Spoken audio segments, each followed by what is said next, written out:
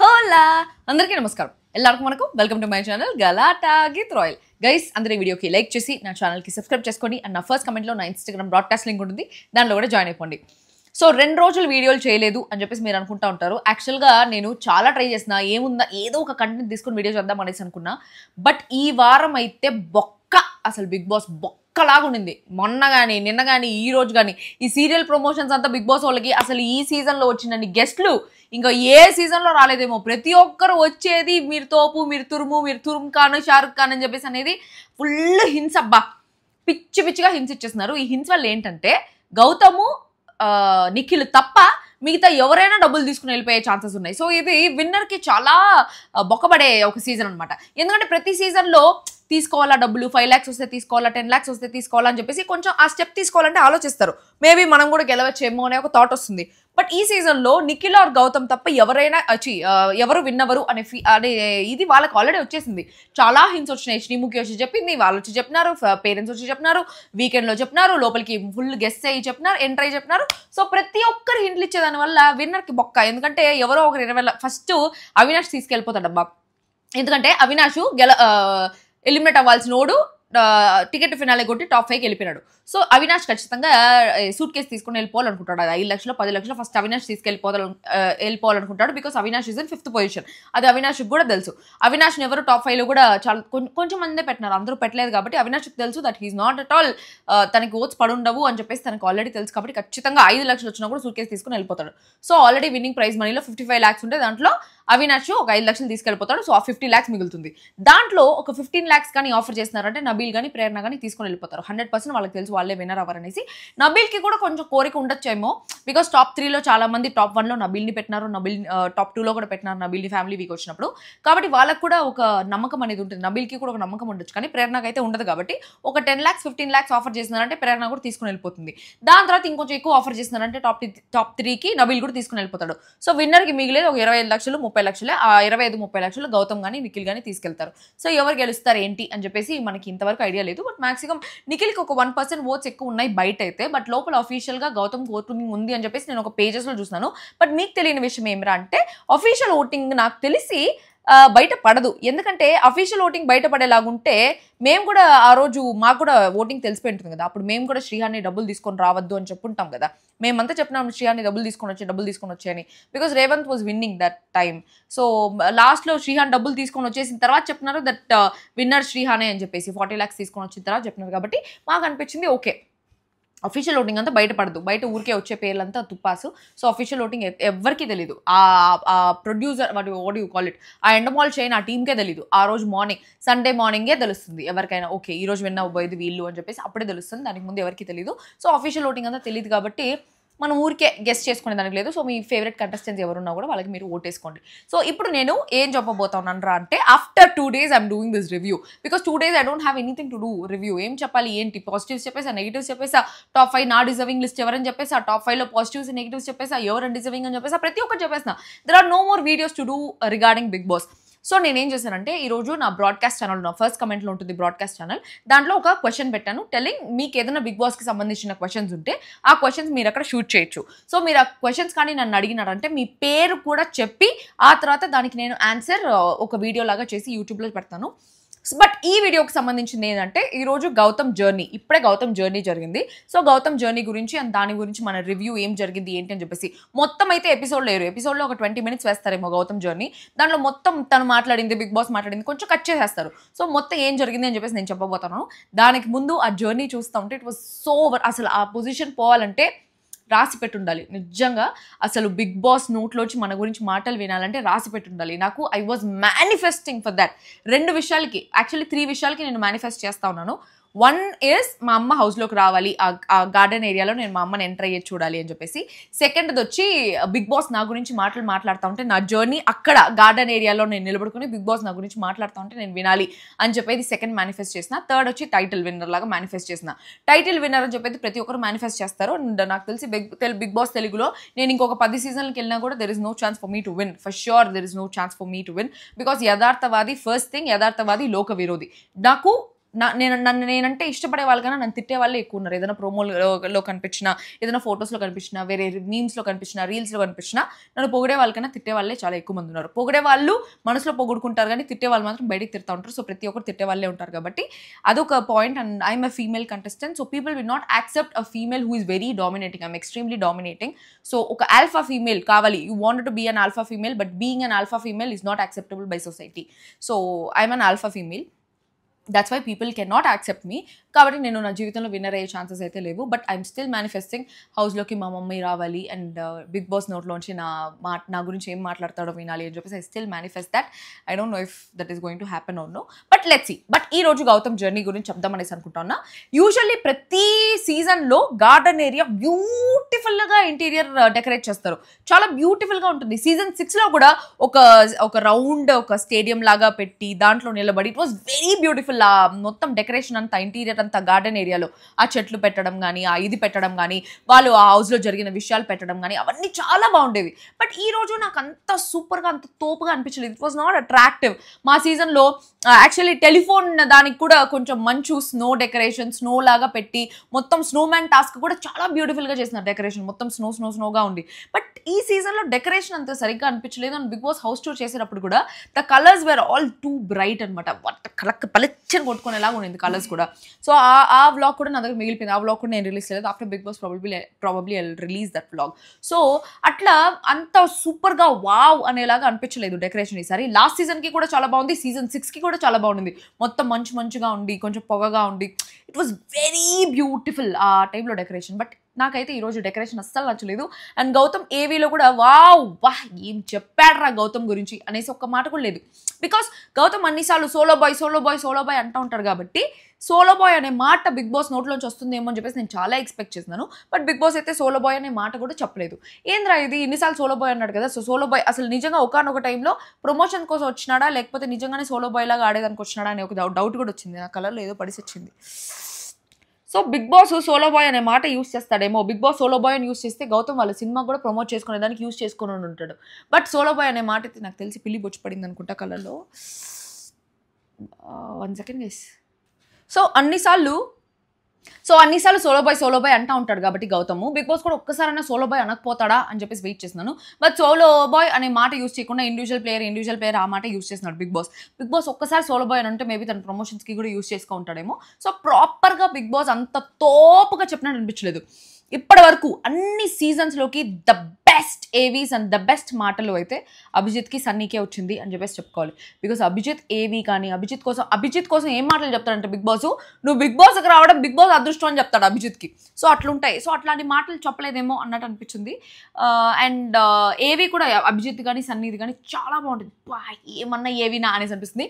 ఈ ఏవీ టైమ్స్లో ఒకటి చెప్పాలి. బికాజ్ ఆదిరెడ్డి ఏవీ కూడా ఇప్పుడు నా ఏవీ చూసుకోలేదని నేను బాధపడతా ఉన్నప్పుడు ఆదిరెడ్డి కోసం కొన్ని మాటలు చెప్తాడు బిగ్ బాస్.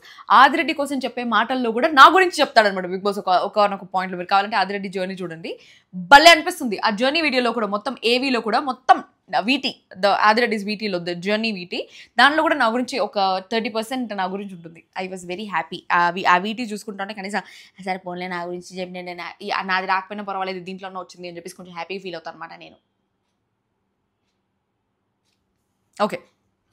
సో ఇప్పుడు గౌతమ్ వెళ్ళి మొత్తం అన్నీ చూసుకుంటా ఉన్నాడు. తను మెగా చీఫ్ అయినప్పుడు బ్యాండ్, దాని తర్వాత ఒక పాముది, దాని తర్వాత పెయింట్ వేసింది గౌతమ్ బొమ్మ, ఇదంతా పెట్టారనమాట. సో అవంతా పెట్టినప్పుడు గౌతమ్ వచ్చి మెగా చీఫ్ అయినప్పుడు బ్యాండ్ పెట్టారు బిగ్ బాస్ అని చెప్పేసి ఒక బ్యాండ్ ఇట్లా పెట్టుకునేసి దాని గురించి చెప్తున్నాడు. మెగా చీఫ్ అయిన బిగ్ బాస్ ఈ బ్యాండ్ ఇచ్చారు మీరు అని చెప్పేసి.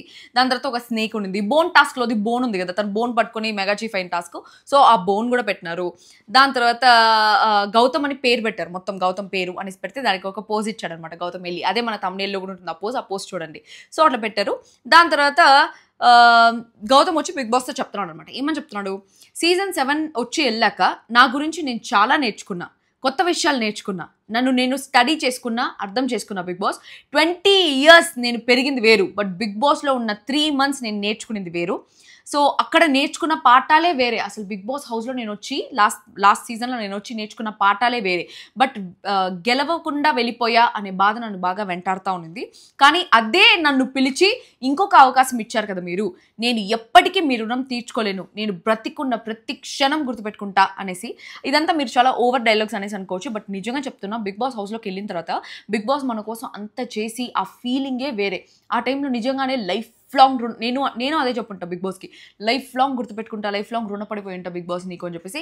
సేమ్ అదే మాట గౌతమ్ కూడా చెప్తున్నాడు. నిజంగానే రుణపడిపోవాలనిపిస్తుంది. ఆ ఛాన్స్ రావడమే చాలా కోట్లలో 20 మందికి వచ్చే ఛాన్స్. సో ఆ కోట్లలో 20 మందికి వచ్చే ఛాన్స్, వాళ్ళు దాన్ని నిలబెట్టుకోవడం is a very very biggest thing. నేను నిలబెట్టుకోలేకపోయినా గౌతమ్ నిలబెట్టుకున్నాడు, which is a very nice thing. So ఈ వీడియో మొత్తం చేసేసిన తర్వాత లాస్ట్లో నేను గౌతమ్ పాజిటివ్స్ చెప్తా. సో నెగిటివ్స్ అన్ని చెప్పేసి అయిపోయింది. ఈ వీక్ నేను ఓన్లీ పాజిటివ్స్ చెప్దాం అనుకుంటాను. ఆ పాజిటివ్స్ని బట్టి మీరు ఓటేసుకోండి. సో గౌతమ్ ఏవి ఫస్ట్ పెట్టడం గౌతమ్కి చాలా పెద్ద అడ్వాంటేజ్. బికాజ్ ఈ ఏవిని చూసి ఓటేసే వాళ్ళు చాలామంది ఉంటారు. సో గౌతమ్ ఏవి చూసి గౌతమ్కి ఓటేసే వాళ్ళు చాలామంది ఉంటారు అనమాట. సో ఫస్ట్ డే ఏవి రావడం నిజంగా అదృష్టం అనే చెప్పుకోవాలి.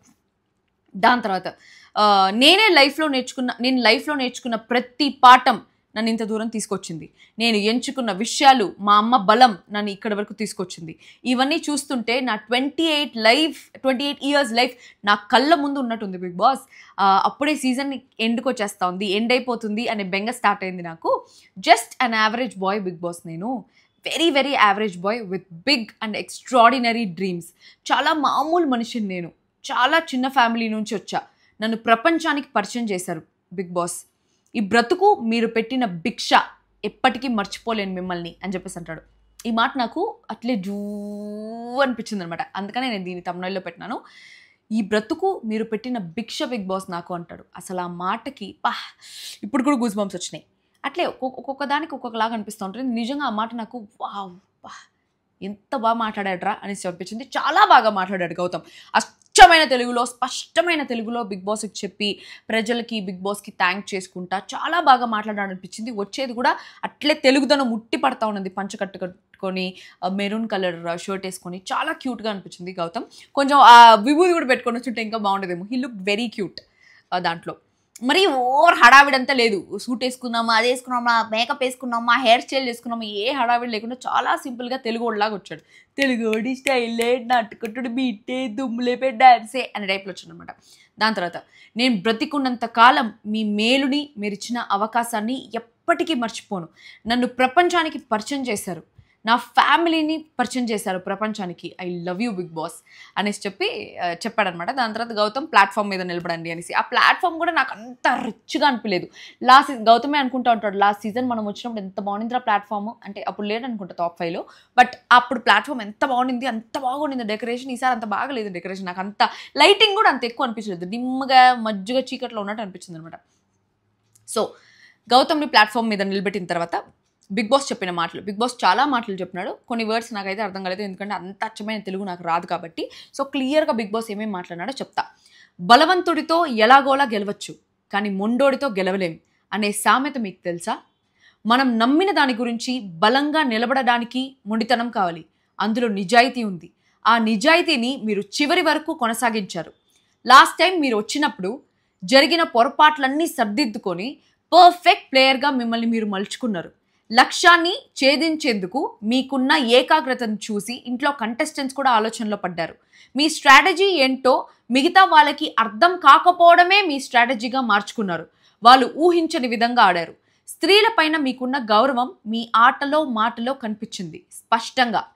ఇంట్లోకి వచ్చినప్పుడు మీరు శారీరకంగా బలమైన కంటెస్టెంట్, కానీ పోను పోను అదొకటే సరిపోదు అని మీకు అర్థమైంది. మిమ్మల్ని ఎలిమినేషన్ వరకు తీసుకెళ్లిన తరుణం మిమ్మల్ని చెలించింది. చేయవలసిన కర్తవ్యం చక్కగా చేస్తే ప్రకృతి కూడా సహకరిస్తుంది అనింది మీకిచ్చిన ఊపిరి. అప్పటి నుండి బుద్ధిబలం భుజబలం యొక్క కలయికతో ఒక యోధుడిలా పాదరసంలా కదులుతూ మీ ఆట ఏ ఆటంకం లేకుండా ముందుకు సాగింది. మీ మనసు కాస్త అల్లరి చేసినా, మీరు కోరుకున్న ప్రేమ మీకు దొరకకపోయినా మీ ఆటని అది ప్రభావితం చేయకుండా చూసుకున్నారు. బిగ్ బాస్ ఇంట్లో మీకు మానవ సంబంధాలు లేవని, అన్ని ప్రేక్షకుల కోసమే చేస్తారని, మీ మీద ఎన్ని నిందలు వేసినా అది వాళ్ళ గేమ్ అని మీకు తెలుసు. అందుకే మీరు లాస్ట్ వరకు కదిలారు, చివరి వరకు వచ్చారు. గొప్ప కలలు కనడానికి ధైర్యం కావాలి. అవి నెరవేర్చుకోవడానికి అచంచలమైన కార్యదీక్ష కూడా కావాలి అని చెప్పేసి బిగ్ బాస్ తన ఏవి చూపించాడు. సో ఆ ఏవీలో ఆ ఎంట్రీ అప్పుడు సీత పరిగెత్తుకుంటా వచ్చి ఎవరు వచ్చారో అని చూసేది. సో గౌతమ్ ఎంట్రీ నుంచి దాని తర్వాత తను ఏవీలో శివాజీ గారు మాట్లాడింది, యష్మితో ఆ లవ్ ఇది యష్మి నాకు అందంగా కనిపిస్తుంది హౌస్లోనే అనింది, యష్మి మ్యాటర్స్. సో యష్మిని కూడా నిజంగానే ఆ ట్రాక్ ఏం లేదు, ఊరికే 1 వీక్ ఊరికే నామకే వస్తే ఆ ట్రాక్ది కూడా ఒక టేస్ట్ చూపించినారు. దాని తర్వాత సోలో బాయ్ అనేది నాకు ఎక్కువ యాక్చువల్లీ ఏవీలో మొత్తం చూపించలేదు, లైవ్లో కూడా ఏవీది కూడా చూపించలేదు. స్టార్టింగ్ ఒక 10-15 సెకండ్స్ చూపించినారు, దాని తర్వాత జస్ట్ గౌతమ్ ఎక్స్ప్రెషన్స్ మాత్రం చూపించినారు, క్లియర్గా లేదు. సో ఆ ఏవీలో సోలో బాయ్ అనేది ఇండివిజువల్ ప్లేయర్ అనేది అవి ఏవి చూపించలేదు అనమాట.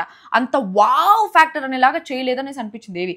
ఈసారి నిజం చెప్తున్నా, ఎడిటరే ప్రాబ్లం. ఎడిటర్ సరిగ్గానే చేయలేదు. ప్రతి సీజన్ చేసి ఎడిటర్ చేస్తున్నారా కొత్త ఎడిటరా అనేసి తెలియదు, కానీ ప్రోమోలు అంత ఎలివేటింగ్గా లేవు. ఎపిసోడ్లో ఉండేది అంత ఎలివేటింగ్గా అనిపించలేదు, లైవ్లో కనిపించేది ఎపిసోడ్లో ఉండేది, ప్రోమోలో ఉండేది, రెండుట్లో ఉండదు. సో అన్ని ఫాలో అవ్వాలంటే కష్టం. సో ఎడిటర్ బాగాలేదు. ఏవి ఎడిటింగ్ కూడా నాకు అంత సూపర్గా అనిపించలేదు. ఎప్పుడు ఉండే ప్రతిసారి ఉండే పాటే ఆదిరెడ్డి ఏవీలో కూడా ఉంటుంది పాట, మనుష్యులంతు నీ కళ మహర్షిలా. అందరికీ సేమ్ పాటలు, కొత్త పాటలు లేవు, కొత్త ఇది లేదు. నాకు తెలిసి నిఖిల్ ఏవీ ఇప్పటివరకు చూడలేదు కదా, కానీ నిఖిల్ ఏవీలో నాకు ఎందుకో విక్రమ్ మ్యూజిక్ ఉంటుంది అనేసి అనుకుంటున్నా. అట్టే ఉంటుంది, నిజం చెప్తాను. అందరి దాంట్లో సేమ్ ఇది పెద్ద వావ్ అనిపించేలా కూడా ఏం లేదు. లాస్ట్ సీజన్లో యావర్ ఏవి చాలా బాగుండింది, ప్రియాంక ఏవి చాలా బాగుండింది. ఈ సీజన్లో నాకు గౌతమ్ అంత ఏవి సరిగ్గా చేయలేదేమో అనేసి నాకు అనిపించింది, నా పర్సనల్ థింగ్. బికాజ్ సోలో అని చెప్పేసి తను సోలోగా ఆడింది, తను గ్రూప్ గేమ్ కనిపెట్టింది, మీరు గ్రూప్గా ఆడుతున్నారని చెప్పేసి నిలబడింది, అదేవి చూపించలేదు. మేబీ అది ఎపిసోడ్లో చూపిస్తారేమో కానీ నాకైతే ఏవీలో అయితే కనిపించలేదు అవంతా. సో నాకెందుకు అంత ప్రాపర్గా చేయలేదేమో అనేసి అనిపించింది. అశ్వత్థామ నుంచి ఫీల్ అయ్యే దాని నుంచి అశ్వత్థామ నా మనసులో పోయింది, ఇప్పటి నుంచి రాబాయ్ అశ్వత్థామ వదిలేస్తున్నా, నీ ఇష్టం వచ్చింది చేసుకో అని చెప్పేసి మాట్లాడింది. ఆ ట్రాన్స్ఫర్మేషన్ చూపించినారు. దాని తర్వాత అక్క అనే దాంట్లో అందరు గొడవ పడింది, నైని గొడవ పడింది, యష్మి గొడవ పడింది, ఆ విషయాలు చూపించినారు. దాని తర్వాత యష్మి వచ్చి ఆయన మంచి అవ్వడానికి వేరే వాళ్ళని ఇట్లా బ్యాడ్ చేస్తాడు అని చెప్పింది, అది చూపించినారు. దాని తర్వాత పేరెంట్స్ వీక్ తర్వాత అబద్ధపు ప్రేమలు ఫ్రెండ్షిప్స్ క్రియేట్ చేస్తున్నారు బిగ్ బాస్ అంతా అని ఆ టైంలో ఇదే కదా నీ కదా ఆ పాట పెట్టినారనమాట. అంటే పేరెంట్స్ గురించి మాట్లాడారు. అప్పుడు కళ్ళల్లో నీళ్ళు తిరిగినాయి గౌతమ్కి. ఏడవలేదు గౌతమ్ అయితే, బట్ కళ్ళలో అయితే ఫుల్ వాటరీ ఐజ్ అయిపోయినాయి అనమాట. దాని తర్వాత అమర్ వచ్చి అరే అందరు చెప్పే డైలాగే మంచి దమ్ముతో ఆడుతున్నావు నువ్వు అనేసి అన్నాడు. వాళ్ళ అమ్మ నాన్న ఫినాలేకి వస్తారు, వాళ్ళ అమ్మ అంటుంది కదా నాన్న ఫినాలేకి వస్తాడు అనేది చూపించారు, ఆ మాట చూపించినారు. I will make you proud this time నాన్న అని చెప్పేసి గౌతమ్ వచ్చి వాళ్ళ డాడీకి చెప్పే మాటలు ఇవన్నీ చూపించినారు అనమాట. ఇదంతా అయిపోయిన తర్వాత లాస్ట్లో ఒక పోజ్ పెట్టి ఆపేస్తున్నారు. ఆ పోజ్లో కూడా లాస్ట్లో అసలు ఎంత బాగా చూపించాలి, మొత్తం గౌతమ్ మేబీ ఎపిసోడ్లో ఏవి బాగుంటుందేమో, బట్ లైవ్లో చూసినంత వరకు నాకు ఏవి అంత కంప్లీట్లీ సాటిస్ఫాక్టరీ ఏవి లాగా నాకైతే అనిపించలేదు. ఇదంతా ఏవి అంతా అయిపోయిన తర్వాత మళ్ళీ బిగ్ బాస్తో మాటలు చెప్పాడు అనమాట గౌతమ్.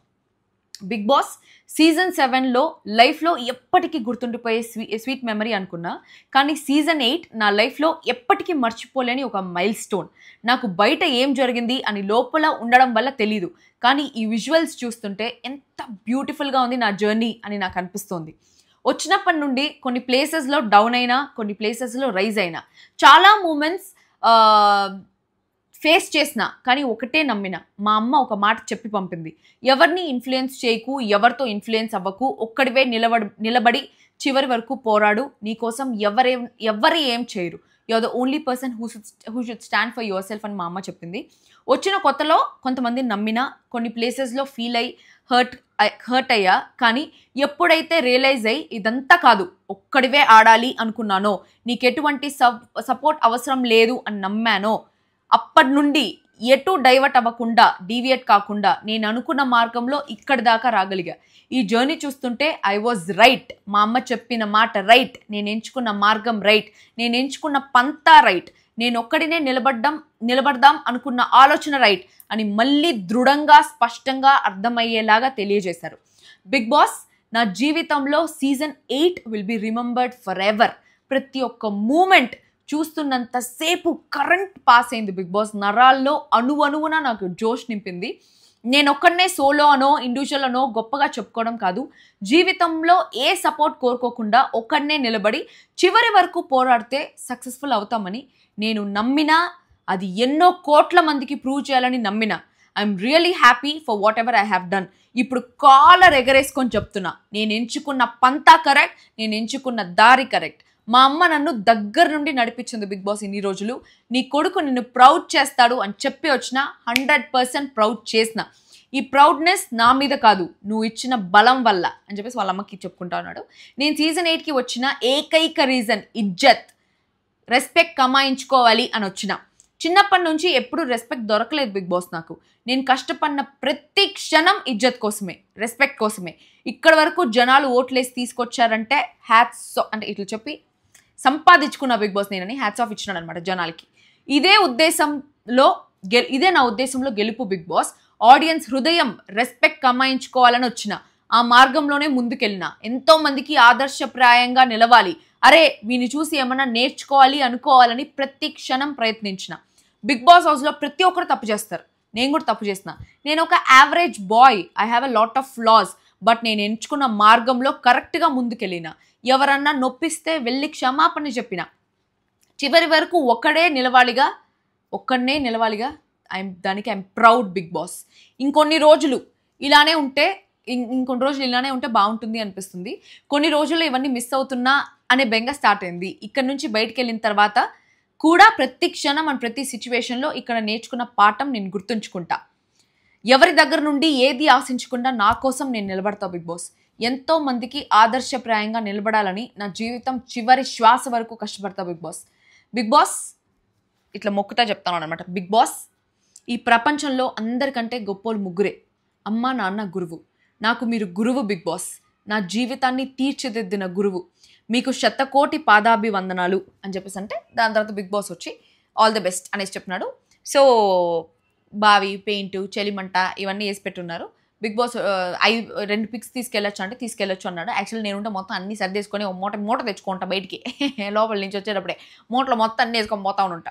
సో బిగ్ బాస్ వచ్చి ఆల్ ద బెస్ట్ చెప్పిన తర్వాత జైల్ పిక్స్ తీసుకున్నాడు. గర్ల్ వేషం పిక్ ఒకటి ఉంటుంది, గౌతమ్ వేసింది ఒక వీకెండ్లో, అది తీసుకున్నాడు. ఇంకొకటి తను వైట్ కలర్ పంచ అది వేసుకొని తలకి పవన్ కళ్యాణ్ గారిది ఆ రెడ్ కలర్ టవల్ కట్టుకునింది, ఆ పిక్స్. సో ఒక 5 పిక్స్ తీసుకెళ్ళాడు, లోపల చూపిస్తాను అనమాట. సో అంత ఎగ్జైటింగ్గా వావ్ గౌతమ్ జర్నీ తోపు, దమ్ముంటే ఆపు అనేలాగైతే చేయలేదు అని చెప్పేసి నాకు అనిపించింది. Whatever it is, he proved himself. So Gautham కుండే కొన్ని పాజిటివ్స్ చెప్తా. సో ప్రతిరోజు ఎవరెవరు ఏవి అయితే వస్తుందో ఆ ఏవీలో ఏం జరిగిందో లైవ్లో అనేసి చెప్పి దాని తర్వాత వాళ్ళ పాజిటివ్స్ చెప్దాం అనుకుంటున్నాను. గౌతమ్ పాజిటివ్ ఏంటి అంటే హీఈస్ వెరీ బ్రెయినీ. తన స్ట్రాటజీస్ అసలు అర్థం కావు. ఏం స్ట్రాటజీరా అసలు, ఎప్పుడు ఏ అడుగేస్తాడో. ఒకరి గేము ఎట్లా నెక్స్ట్ ఏ అడుగు వేయబోతున్నారు, నెక్స్ట్ ఎలాగా ఛాలెంజ్ చేయబోతున్నారు, ఈ గేమ్ ఎలా ఆడబోతున్నారు అని చెప్పేసి ఒక అంచనా ఉంటుంది ఒక్కొక్క ప్లేయర్కి. దాని ప్రకారం మనం కూడా స్ట్రాటజీలు వేసి వాళ్ళ ప్రకారం ఆడుతూ ఉంటాం. బట్ గౌతమ్ ఒక చెస్లో నువ్వు మంత్రిని తీసుకొని వచ్చి చంపేస్తాడనేసి అనుకుంటే హార్స్ని తీసుకొచ్చి చంపేస్తాడు, హార్స్ని తీసుకొస్తాడు అనుకుంటే సోల్జర్ని తీసుకొస్తాడు. సో డైరెక్ట్గా చెక్మేట్ పెట్టే ఛాన్స్ ఉంటే కూడా వేరే ఏదో పెట్టేసి డబుల్ రౌండ్ పెట్టి వాళ్ళని తికమక పెట్టేసి చెక్మేట్ చేయాలనేసి అనుకుంటాడు. సో అట్లా తను నెక్స్ట్ స్టెప్ అసలు అర్థమే కాదు. ఎత్తుకు పై వేయాలంటే కూడా తన ఎత్తు ఏంటి, తను ఏ స్టెప్ వేయాలి గౌతమ్కి అని చెప్పేసి అర్థం కాదు. నిజంగానే తను ఏ స్ట్రాటజీస్ యూజ్ చేస్తాడో, ఎట్లా ఆలోచిస్తాడో అనేది తెలీదు. అండ్ నామినేషన్ పాయింట్స్ మాత్రం అమేజింగ్ నామినేషన్ పాయింట్స్. తను నామినేషన్ చేయడం కానీ, దానికి డిఫెన్స్ చేసుకోవడం కానీ ప్రతి ఒక్కటి చాలా బాగుంది. అండ్ ఒక ప్లేయర్ ఫస్ట్ నుంచి ఆడుతానుంటే మేబీ గౌతమ్ విన్నర్ అయ్యే ఛాన్సెస్ ఉండేదేమో. బట్ మధ్యలో వైల్డ్ కార్డ్గా వచ్చినాడు కాబట్టి తను ఒక స్ట్రాటజీ ప్రకారమే రావాలి, లేకపోతే ఇంత దూరం రావడానికి చాలా కష్టం. ప్లస్ ఆల్రెడీ ఒక పర్సన్ వచ్చేసిన తర్వాత ఆ పర్సన్లో ఒక చేంజ్ వచ్చినా ఆ సీజన్ లాగా లేవు, ఇట్లున్నావు అట్లున్నావు అని చెప్పేసి కంపేర్ చేసుకోవడం మొదలు పెడతారు. అట్లాంటిది ఏది లేకుండా గౌతమే చెప్పినాడు నేను మారిపోయినాను అని చెప్పేసి. చాలా న్యూ గౌతమ్ని చూపించినాడు, చాలా మెచ్యూర్ గౌతమ్ని చూపించినాడు. లాస్ట్ సీజన్లో కొన్ని నిబ్బావేశాలు అనేసి అనిపించినా కూడా ఈ సీజన్లో he was very matured, very subtle, very compassionate. ఒక డాక్టర్ అనే నేచర్ గౌతమ్లో కనిపించేస్తూ ఉంది, అరే అనేసి కనిపించేస్తుంది. And he was extremely honest.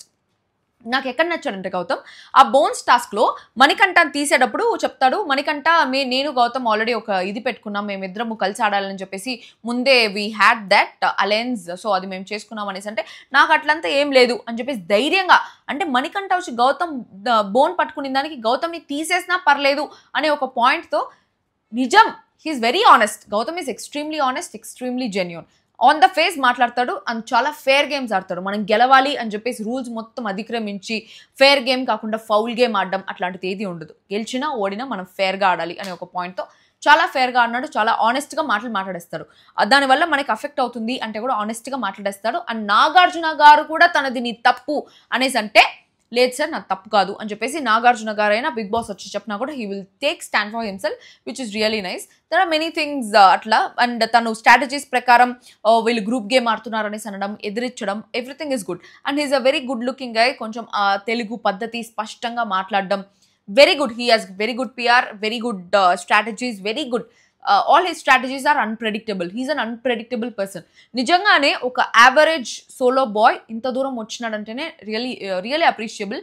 And second time తనకు వచ్చిన ఛాన్స్ని చాలా బాగా యూస్ చేసుకున్నాడు అని చెప్పేసి నాకు అనిపించింది. సో నిజంగా one of the important persons. ఒక సీజన్ 8 నిలబడడానికి ఒక ఫ్లాగ్ గౌతమ్ది ఉండిపోతుంది.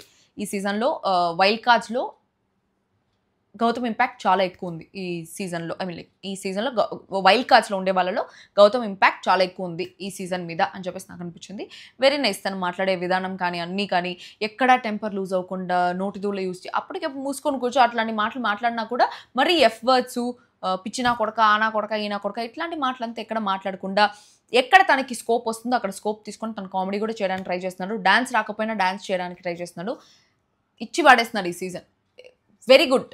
చాలా బాగా అన్నాడు గౌతమ్. సో ఈ పాయింట్తో మేబీ గౌతమ్ విన్నర్ అవుతాడేమో అనేసి మనం కూడా చూడాలి. సో మీరు ఎవరైనా గౌతమ్ ఫ్యాన్స్ ఉంటే vote for Gautam. And all the very best Gautam for your future endeavours. అది ఈరోజు జరిగింది. సో నెక్స్ట్ నెక్స్ట్ అవినాష్ది నిఖిల్ది ఏవి ఉంటుందంట. సో రేపు అవినాష్ అండ్ నిఖిల్ మీద ఒక వీడియో చేస్తా. ఈ లోపల నా ఫస్ట్ కమెంట్లో నా ఇన్స్టాగ్రామ్ బ్రాడ్కాస్ట్ లింక్ ఉంటుంది. ఆ బ్రాడ్కాస్ట్ లింక్ ఓపెన్ చేస్తున్నానంటే దాంట్లో నేను క్వశ్చన్స్ అడగండి అనేసి చెప్పుంటాను. ఆ క్వశ్చన్స్ కానీ మీరు అడిగినారంటే మీరు అడిగిన క్వశ్చన్స్ మీ పేరు కూడా పలికి మీరు క్వశ్చన్ కానీ మంచిగా అనిపిస్తే ఆ క్వశ్చన్కి నేను ఆన్సర్ ఇస్తాను నెక్స్ట్ వీడియోలో. And that's all for today. మళ్ళీ ఇంకో వీడియో కలుస్తాం. అందరికీ దిస్ మీ యోగిత్రులు సైనింగ్ ఆఫ్. అదర్వర్స్ ఐ లవ్ యూ గైస్.